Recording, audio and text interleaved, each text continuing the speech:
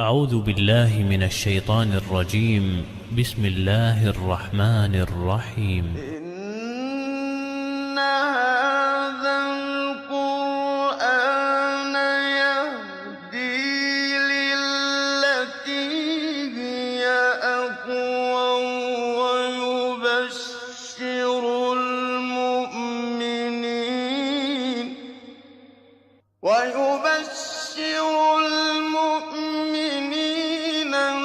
الذين يعملون الصالحات أن لهم أجرا كبيرا.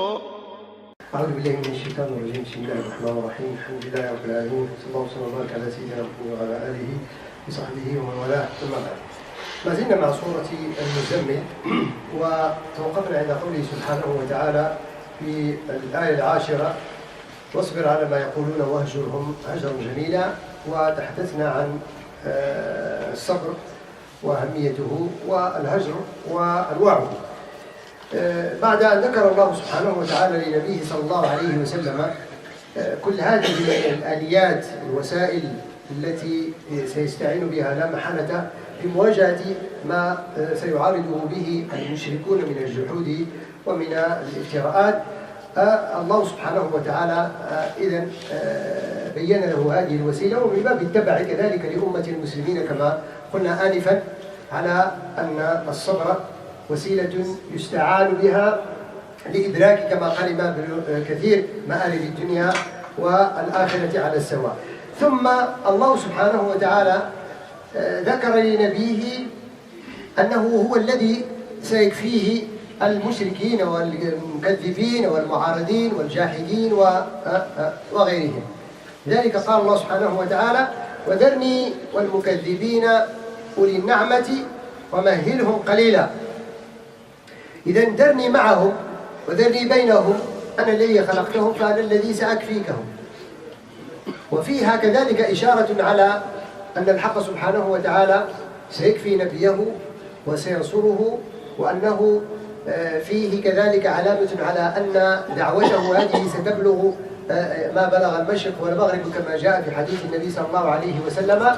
ومهما كثر وعظم يعني عدد وقوة المشركين والمعارضين لهذا الدين، فإن الله سبحانه وتعالى هو الكافل به.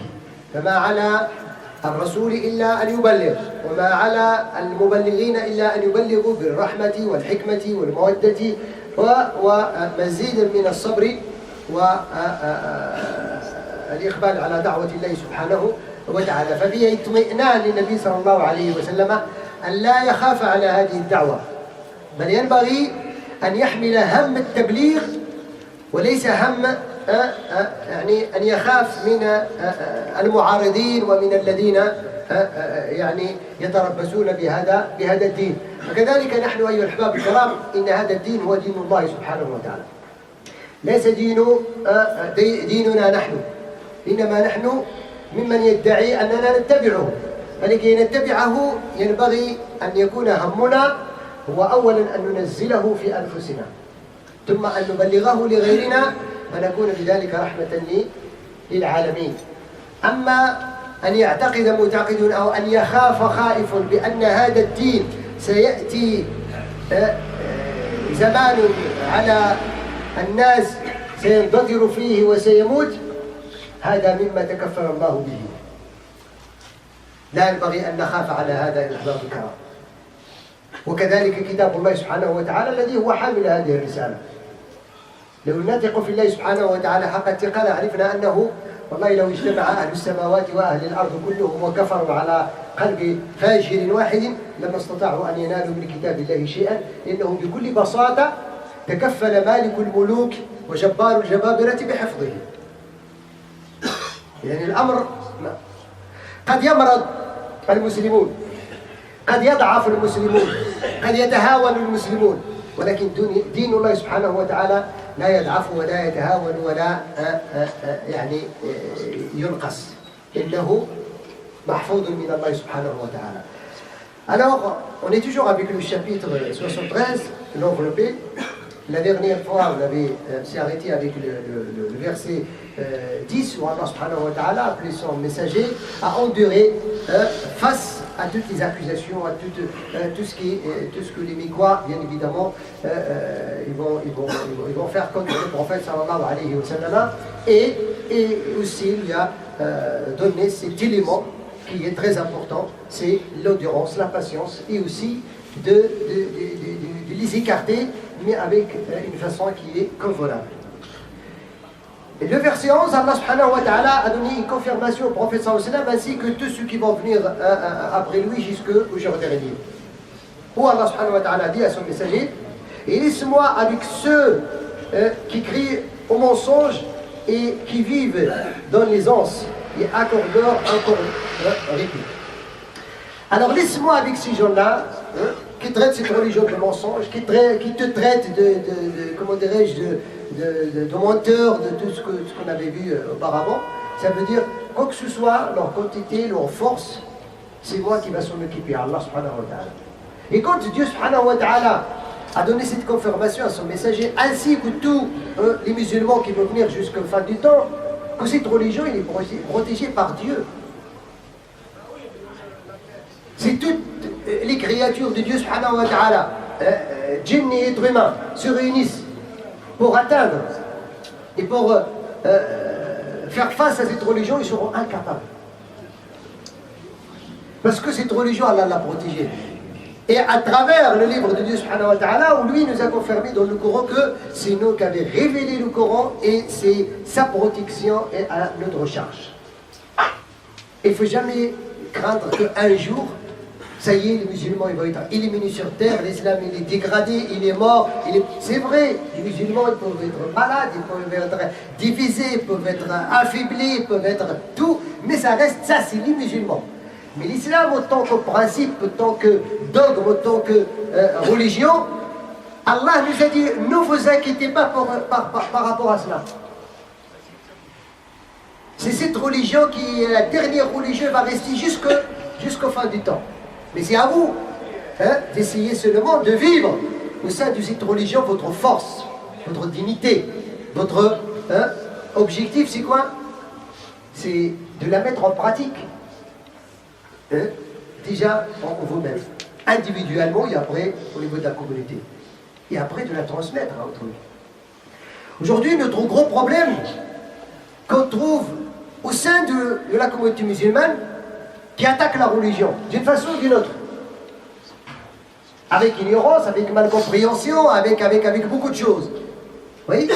Parce que quand on touche les principes et les fondements de cette religion, au nom de la modernité, au nom de pas mal de slogans, là, je crois qu'il y a un gros problème de compréhension. Comme vous le connaissez, on a déjà parlé à un certain moment, aujourd'hui, on a qui parle de la réforme. Réformer la religion. Je ne sais pas quel sens de réforme on veut pour cette religion. Dans la langue arabe, quand on parle de tajdid, et c'est là où ils se trompent, ceux qui cherchent à réformer dans le sens où changer. C'est là où il y a la... Parce que tajdid dans la langue arabe, c'est quoi? إعادة الجدة والمنعة لشيء كانت له جدة ومنعة وقوة. Le jidda, ça veut dire c'est la force. C'est ça le jidda. Et renouveler quelque chose, c'est quoi? C'est renouveler quelque chose qui existe. Mais changer, c'est carrément éviter quelque chose qui existe et ramener une autre chose. Alors il y a une grande différence entre réformer et changer. Réformer, c'est vrai, mais réformer, comment? On ne peut pas réformer le Coran parce que le Coran existe, il n'a pas de problème. Peut-être que le Coran peut le réformer dans un sens où tellement qu'il est abandonné dans les bibliothèques des musulmans, on n'arrive plus à le voir avec la poussière, avec les toiles d'araignée, il faut le prendre et le nettoyer, et puis le comprendre et le mettre en pratique. Là, on parle de la réforme. comme il a dit l'imam Tahir ibn Ashur, il dit la réforme, il faut comprendre comme une perle. Mais comme quelque chose, hein, un diamant. Quand un diamant est abandonné dans les ruines, hein, il a plus cette valeur de diamant. Pourquoi? Parce qu'on ne le voit pas dans sa réalité. Tellement qu'il est sale, il y a des taches noires et ainsi de suite, peut-être on ne va même pas se rendre compte que c'est un diamant. Mais quand on le prend, on le lave, on le nettoie et commence à reprendre, ça veut dire sa qualité, il brille. Alors c'est ça, aujourd'hui c'est ce qu'il nous faut, c'est cela. C'est ça la réforme dont le prophète a parlé. Et surtout dans nos cœurs. Aujourd'hui l'islam dans nos cœurs, l'étoile d'araignée a caché la valeur de l'islam. L'étoile d'araignée c'est quoi? C'est les péchés, c'est les mensonges, c'est la haine, c'est la jalousie, c'est le nationalisme, c'est l'ignorance, c'est tout ça qui a rendu l'islam étrange dans nos cœurs. Au point qu'après on le compare. Oui, mais regardez, mais la démocratie il est mieux que l'islam, mais la loi occidentale il est mieux, les droits de la femme chez eux ils sont mieux que chez nous. Mais le problème, les droits de la femme et la démocratie et la constitution ici ailleurs, on n'arrive pas à faire la bonne compréhension, la bonne comparaison parce qu'on compare la situation des musulmans qui ont échoué, qui ont affaibli, avec la situation des autres qui ont travaillé. Mais on ne compare jamais avec l'islam autant que principe. Parce que quand tu vas venir pour comparer les droits de la femme, entre parenthèses, même si je ne suis pas toujours d'accord avec dire l'État, parce qu'il y a les droits de l'homme. L'islam ne fait pas la différence entre l'homme et la femme. On va trouver que l'islam, il présente beaucoup plus de principes et de droits que n'importe constitution sur la planète. N'importe constitution. Si je rentre à vous donner des détails, hein, et surtout, on accuse tout le temps, surtout au niveau d'héritage. On dit toujours que l'islam a donné à la femme la moitié de la part de l'homme dans l'héritage. N'est-ce pas? Ça, c'est un gros problème. Le problème est les musulmans, ils ne lisent pas le Coran comme les musulmans. On ne lit pas le Coran. Lisez dans le Nouveau Testament, Sifr al-Adad, al-Fasl 27, et comparez avec les versets du Coran.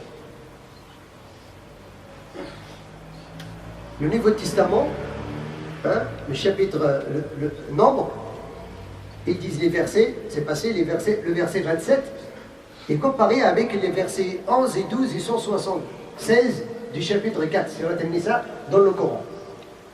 Et vous savez où il y a les droits de la femme. Lisez dans l'Ancien et même le Nouveau Testament, quand la femme est assez menstruée, dans la religion musulmane, et quand elle est assez menstruée, dans les autres religions. Et vous trouvez, c'est qui émulie la femme, et c'est qui donne à la femme ça veut dire ça. Ce qui est important à savoir, c'est qu'il y a une grande différence entre l'islam en tant que principe et les musulmans en tant que fidèles. Les musulmans en tant que fidèles, ils ne sont jamais le vrai visage de l'islam. Parce qu'ils sont des êtres humains.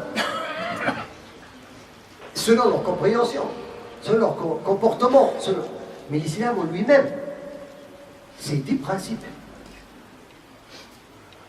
qui ne fait pas de différence entre les gens par rapport à leur religion, ni à leur couleur, ni à leurs origines, ni à leur... Le prophète sallallahu alayhi wa sallam, connaissez, si vous lisez seulement le dernier prêche de Hajjat al-Wada' du prophète sallallahu alayhi wa sallam, vous allez comprendre toute la religion musulmane. C'est là où le prophète sallallahu alayhi wa sallam a dit لا فضل لعجمي على عربي ولا لأبيض على أسود ولا لأحمر كلكم من آدم وآدم من تراب. Une règle claire.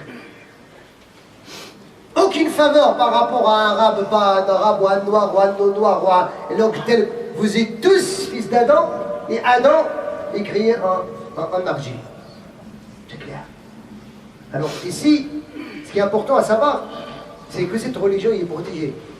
Mais si, est-ce qu'on a profité, nous, durant notre période de la vie ici, pour faire notre objectif? qui est transmettre cette grâce à ceux qui l'ignorent. La plupart du temps, on raconte des histoires comme ça quand une personne se convertit à l'islam et découvre la beauté de cette religion et commence à accuser les musulmans que c'est vraiment... Je vous reproche, comment dirais-je, que vous n'avez pas sauvé mes parents comme j'ai été sauvé moi. Et surtout si ses parents ils sont décédés non musulmans. Entre parenthèses, même s'ils sont décédés non musulmans, ça dépend leur situation. Est-ce qu'ils ont entendu de l'islam, est-ce qu'ils ont connu l'islam, après ils l'ont rejeté pour qu'on puisse les traiter des infidèles. On a déjà parlé de ça. C'est pas tous ceux qui ont mort en tant que non musulmans, ils ne sont pas tous considérés comme les infidèles, comme les kuffar. Un non-musulman qui est mort et il n'a jamais entendu de l'islam, on ne lui a jamais fait l'appel à l'islam, il n'a jamais compris l'islam, on ne peut pas lui reprocher qu'il est mort en tant qu'un infidèle.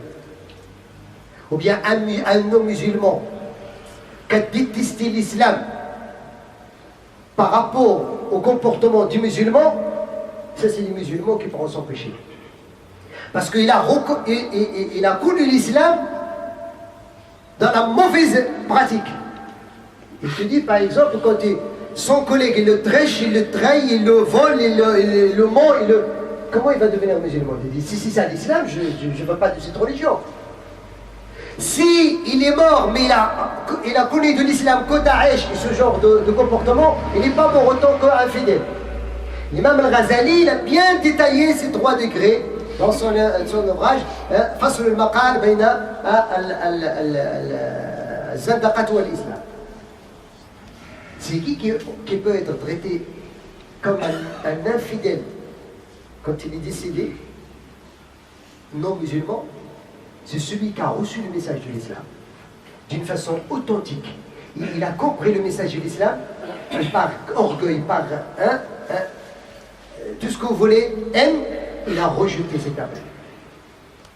C'est celui qui est fidèle. Au point que le prophète dans le hadith al-Tirmidhi, il a dit que tous ceux qui ont mort non musulmans, ils n'ont jamais reçu aucune information de l'islam, ou bien une information déformée de l'islam, Allah subhanahu wa ta'ala, il va leur faire un test le jour du jugement. Hadith dans Sunan al-Tirmidhi. Et Dieu subhanahu wa ta'ala connaît. C'est pour ça qu'on parle d'Ahl al-Fitra. Al-Fitra, c'est quoi Ahl al-Fitra? Fatra. Fatra min al-Zaman. Allah subhanahu wa ta'ala dit dans le chapitre Al-Anbiya, وَمَا كُنَّا مُعَذِّبِينَ حَتَّى نَبْعَثَ رَسُولًا.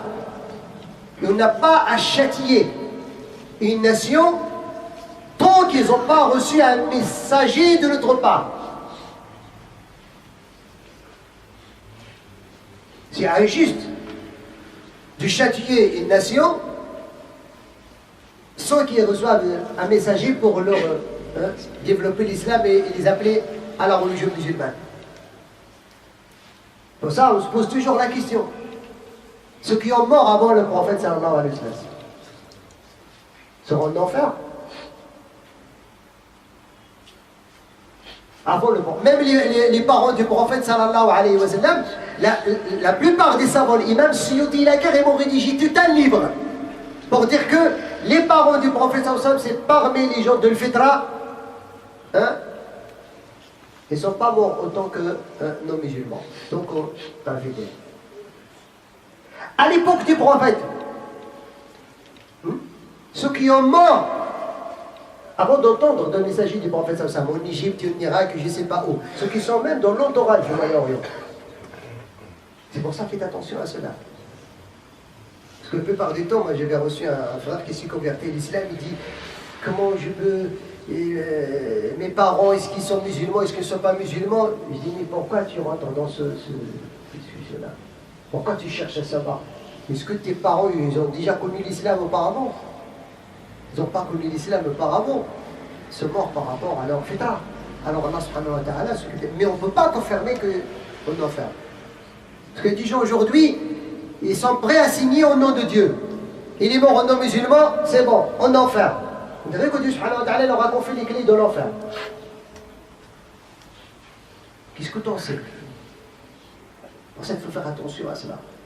Alors nous, Ahbab Karam, Allah subhanahu wa ta'ala nous a dit Dharni wa al-mukaththibina uli an-na'mati wa mahilhum qalila. Donne-leur un délai, c'est moi qui vais l'occuper. Ça veut dire, et Allah, je me dis, il a dit uli an-na'mati. Ceux qui ont la grâce, Allah, il aura reproché comme quoi tout ce que vous avez comme grâce, la richesse, le pouvoir, l'argent, la santé, les biens, les enfants, vous croyez que vous avez gagné ça avec votre propre effort? C'est une grâce qu'on vous a accordée. Et avec ces grâces, vous faites face à cette religion.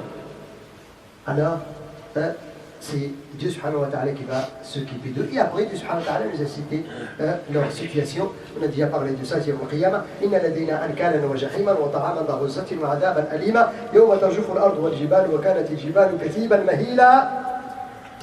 Ici, Allah subhanahu wa ta'ala, en bref, a parlé de, comment dirais-je, ce qu'il leur a préparé comme châtiment et ainsi de suite, et comment ils seront le jour où la terre sera tremblée et les montagnes deviennent de la poussière et ainsi de suite. Et après directement Allah subhanahu wa ta'ala a interrogé les Mécois dans un sujet qu'ils connaissent bien. Inna arsalna ilaykum rasulan shahidan alaykum kama arsalna ila fir'auna rasulan fa'asa fir'auna rasulan fa'akhadnahu akhdan wabila. Alors pour nous rappeler, تعرفون أهل مكة كانوا يعرفون قصة فرعون وموسى. Et pourquoi ils connaissent l'histoire de Moussa et Pharaon. Ils en parlent entre eux. La Mecque et l'Égypte, c'est pas loin. Ils connaissent toutes les histoires. L'histoire de... Et Allah subhanahu wa ta'ala a dit, alors rappelez-vous, vous connaissez l'histoire de Moussa et Pharaon. On vous a envoyé ce messager comme on a envoyé à Pharaon Moussa alayhi salam. Méfiez-vous de ne pas tomber sur le même piège et vous subirez la même chose que Pharaon. Parce que Pharaon il a tombé sur le piège de traiter Moussa alayhi salam de menteur, de sorcier, de celui qui vient pour changer la religion et ainsi de suite. Et après Allah subhanahu wa ta'ala dit et on l'a pris avec un châtiment dur.